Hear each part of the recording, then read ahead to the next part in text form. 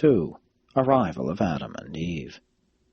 Adam and Eve fell asleep on Jerusalem, and when they awakened in the Father's temple on Urantia, in the presence of the mighty throng assembled to welcome them, they were face to face with two beings of whom they had heard much, Van and his faithful associate Amadon.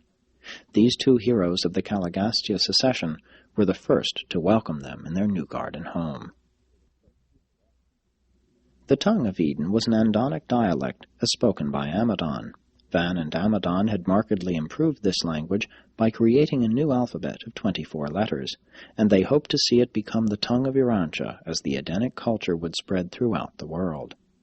Adam and Eve had fully mastered this human dialect before they departed from Jerusalem, so that this son of Andon heard the exalted ruler of his world address him in his own tongue. And on that day there was great excitement and joy throughout Eden as the runners went in great haste to the rendezvous of the carrier pigeons assembled from near and far, shouting, "Let loose the birds, let them carry the word that the promised Son has come." Hundreds of believer settlements had faithfully, year after year, kept up the supply of these home-reared pigeons for just such an occasion. As the news of Adam's arrival spread abroad, thousands of the nearby tribesmen accepted the teachings of Van and Amadon, while for months and months pilgrims continued to pour into Eden to welcome Adam and Eve and to do homage to their unseen Father. Soon after their awakening, Adam and Eve were escorted to the formal reception on the great mound to the north of the temple. This natural hill had been enlarged and made ready for the installation of the world's new rulers. Here, at noon, the Urantia Reception Committee welcomed this son and daughter of the system of Satania. Amadon was chairman of this committee, which consisted of 12 members embracing a representative of each of the 6 Sangic races, the acting chief of the Midwayers, Anan, a loyal daughter and spokesman for the Nodites, Noah, the son of the architect and builder of the garden and executive of his deceased father's plans, and the 2 resident life carriers.